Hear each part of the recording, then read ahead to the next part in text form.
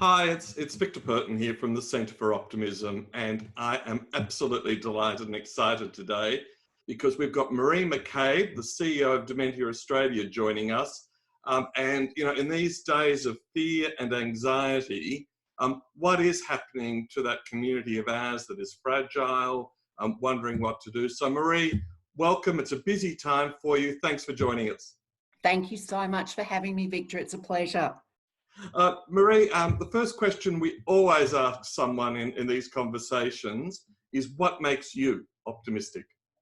Well, I never thought much about optimism before this, but it really started to have me think. And what I think is optimism is a choice. So I don't think that it's inherent. I think that it's a created phenomenon.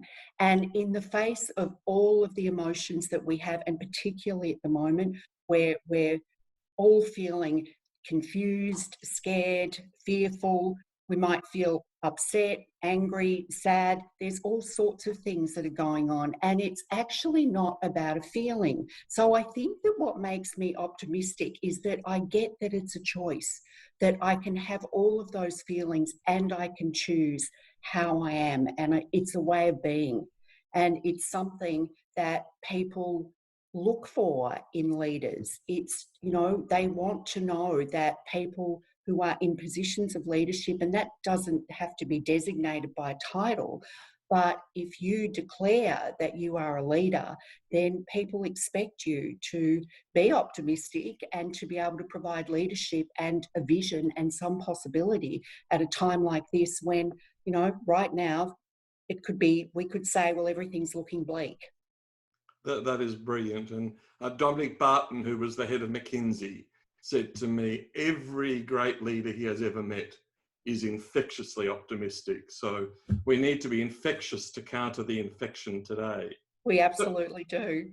So Maree, your team tells me you're very optimistic and an optimistic leader. What do you do to maintain your optimism in the face of this pandemic? I think one of the things, I have the privilege, Victor, of leading an organisation full of extraordinary people.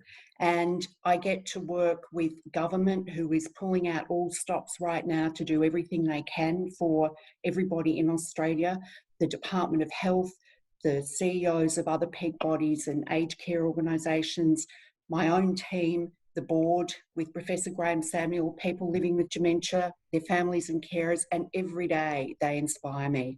And I have to say that if I am feeling at all concerned about something, I just have to think about the life of somebody living with dementia or the life of somebody caring for a loved one with dementia. And I think, man, oh man, step up, girl, because you have got nothing to complain about.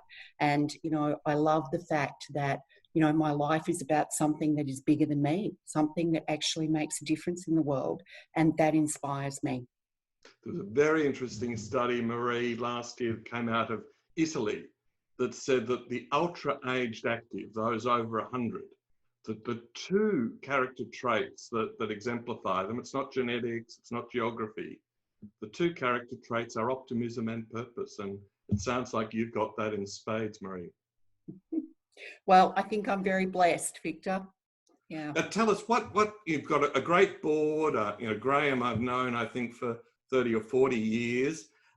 What makes you optimistic for Dementia Australia and the work that you do? Oh, look, I think we are in a time of extraordinary possibility, and there is lots of research going on across the world. Right now in Australia, we've got around 460,000 Australians living with dementia and about 1.6 people involved in their care.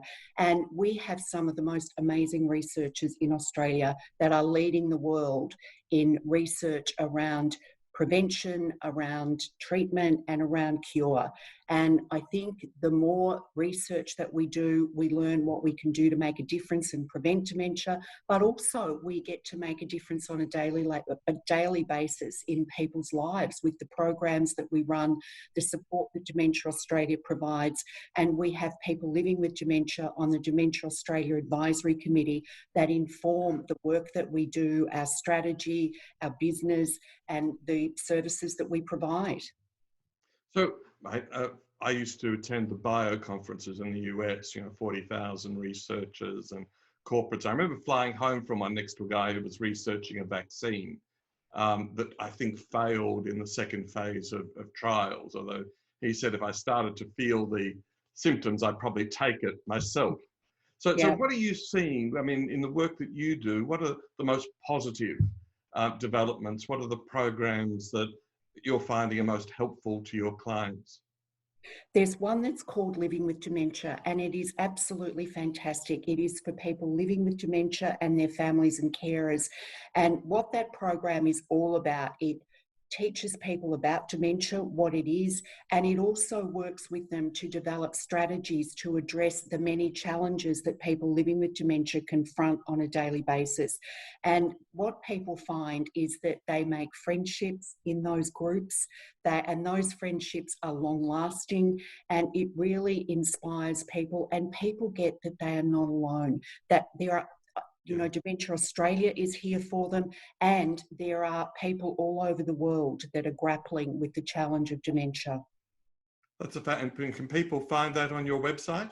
Absolutely, yeah. So if you go to dementia.org.au or call our National Dementia Helpline on 1800 100 500, Victor, there's all our team of experts are there to assist people. Fantastic, because we are in the optimism field. One of the great things to do is to surround yourself with optimists. Yeah. So we've, since the Melbourne cafes have closed down, we're doing more and more optimism cafes online, and we require people to bring their cup. And if it's in the evening, being Melbourne, we require them to have a glass of red wine. But that surrounding yourself with people who can support you is so powerful. So all strength to your arm on that, Maree. Now, Maree, one of the things I've seen in my own family is how this fear and anxiety is impacting on people who have fragile health. And as we were talking before this, what do you do? Do you wear a mask when you go to the supermarket? Can you go to the supermarket? Can you walk? How is this atmosphere of fear, anxiety, state of emergency impacting on both the sufferers of dementia and the families looking after them? It's really difficult, Victor, and it's difficult for all of us, especially for people living with dementia. As dementia is a progressive disease, and what many people don't realise, it's the second leading cause of death in Australia after heart disease, and the leading cause of death of women. And it is progressive, and people deteriorate as their dementia progresses. So their ability to be able to understand what's going on in the environment can be compromised. So it's really important that we make sure that the messages that we give are clear, that they're consistent, and that they're simple. And so for somebody living with dementia, when all of the news comes on and they hear words like lockdown, crisis, state of emergency, explaining that is absolutely essential so that people understand that they are being taken care of, that this is what we need to do to protect ourselves. Now, you might have to repeat that a number of times, but making sure that people attend to their personal hygiene, supporting them with those things is particularly important at the moment. Fantastic. Yeah, as you know, I was in politics in a previous life, and we used to say it wasn't until you got sick of delivering the message yourself that it might have got through to other people. Exactly. So your work is so important. How has the state of emergency required you to change your work? How has your team adjusted to it, and how successful have you been to the transition, working from home and the like? Yeah, we've changed our remit quite substantially, Victor, as have all other organisations. So most of our staff now are working from home, and we're delivering all of our services and programs either online or via phone. And there's been some beautiful examples of people living with dementia in their 80s calling in on Zoom for the very first time and being so excited about that. And not everybody wants to use technology. They don't feel confident, or they just don't want to. And so we've develop much more outreach than we were able to do previously. So we want to make sure that nobody is left out in all of this. So if somebody can't join via an online medium, then we make sure that we contact them in another way and that they're well supported.